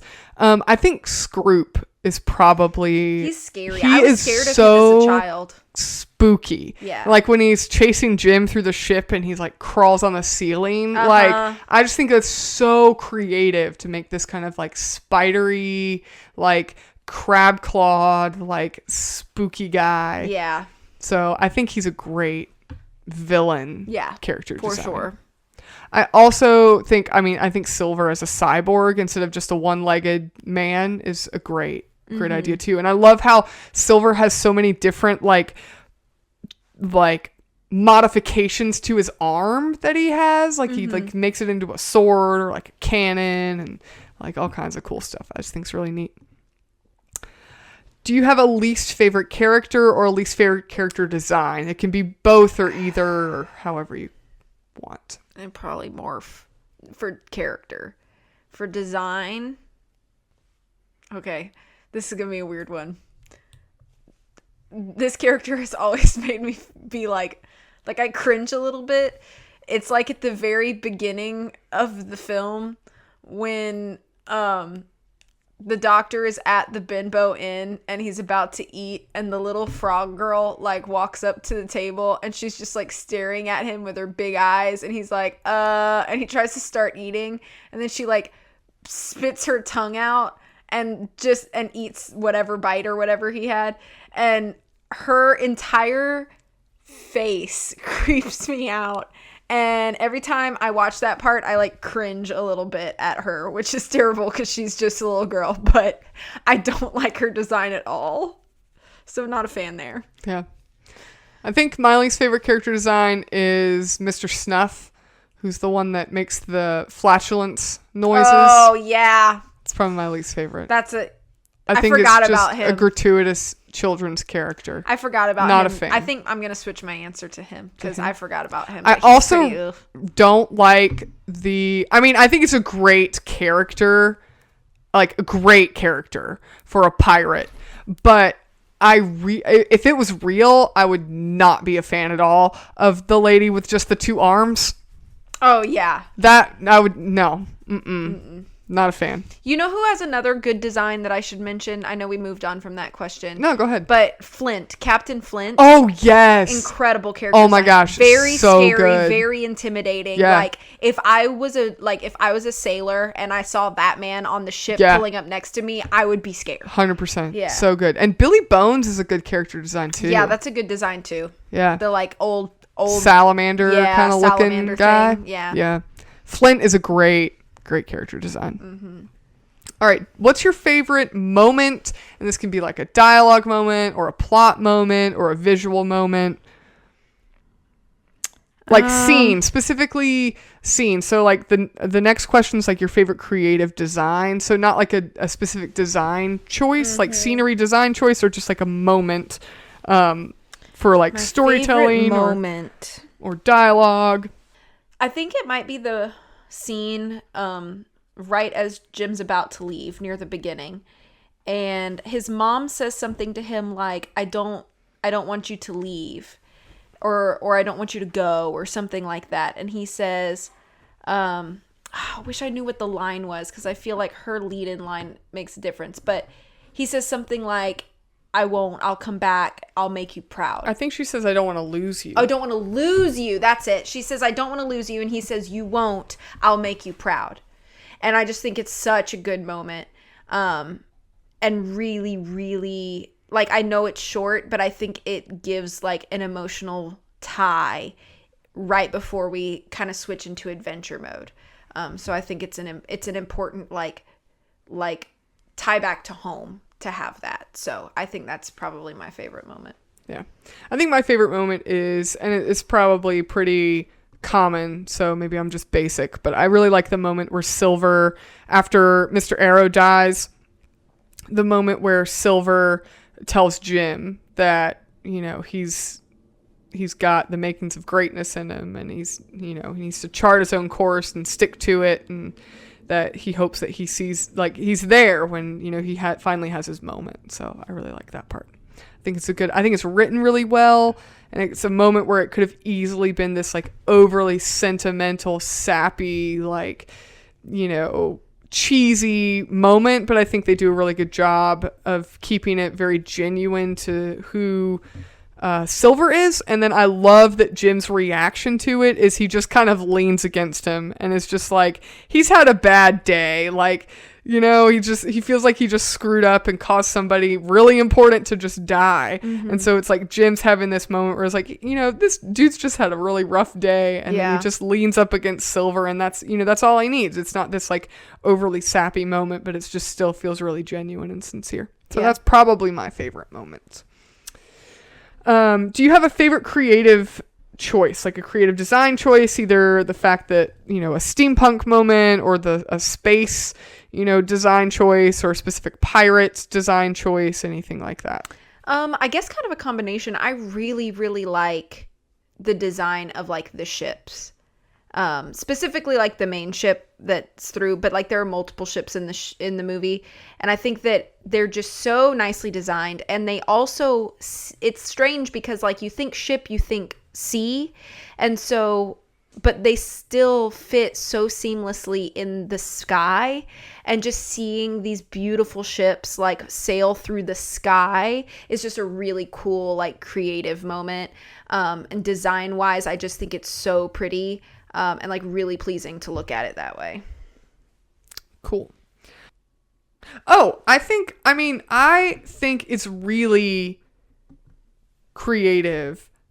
I don't know if I would say either the map, how it's like an orb that you have to unlock to open it, because I think that's a really smart plot point too, because then only Jim knows how to open it. Right.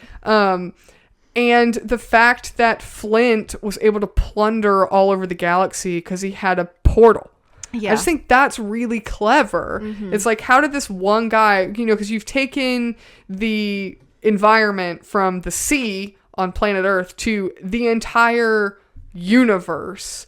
And so it's like, how would one man be able to sail around the whole universe in a 1700s style ship that moves at the speed of a 1700 style ship? And it's like, oh, well, let's give him a portal, a teleport. I just think that's really, really clever.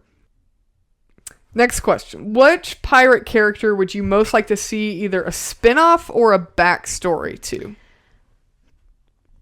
Maybe Captain Flint. I'm thinking that would be cool.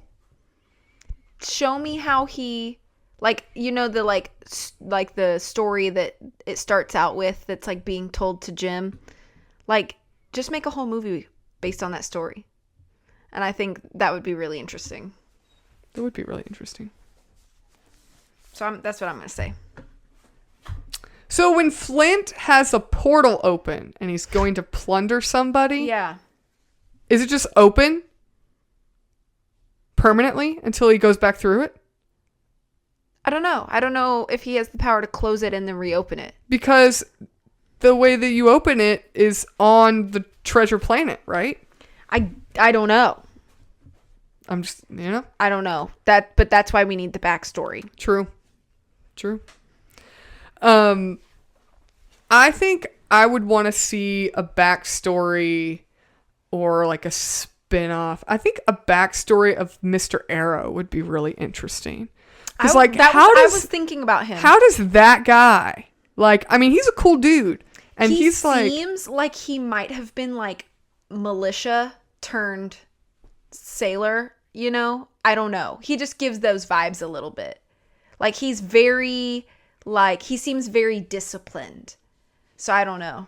Well, and like, how does he end up like the first mate of the captain? Like, you know, because he's clearly has a lot of loyalty to her, but it's like, you know, you would expect him to be the captain of his own ship because he seems very like, you know, very with it kind of guy. Perhaps you know? there was a shipwreck and she saved him or something. Yeah, you know, like how did he end up her first mate? You know. Yeah.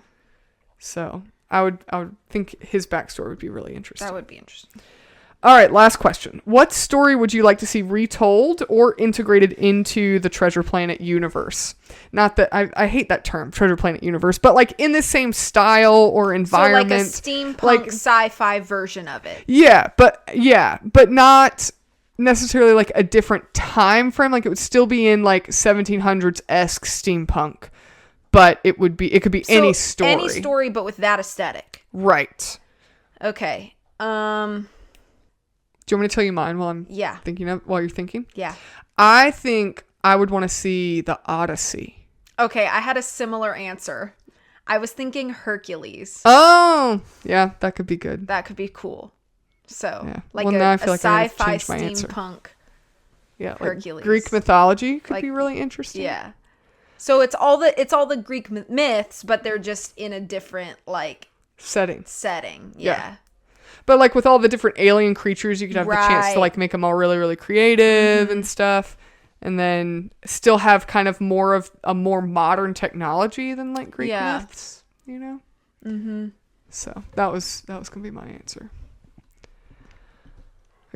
Or like I don't know, you could go like way off the other direction to like Pride and Prejudice.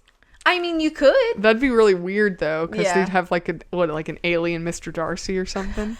Like it might not work out so well. Yeah, and it's not like Pride and Prejudice is a sci-fi, like it's a romance, right? At the end of it, right. So or Persuasion. It probably could be an improvement. It probably would be an improvement. The book is good. The Book of Persuasion is good. I don't know. It's the Netflix. Maybe that was the ruin. Alrighty. Well, thank you guys so much for joining us on this episode. We hope you had a good time, but if you didn't, feel free to tell us why. Links to our show notes, Patreon, socials, and suggestion box are all on our website at lionandmousepodcast.com. You can also review this episode on whichever podcast platform you prefer and let us know what you think. Thank you guys so much for listening, and we will catch you in the next one. Bye-bye.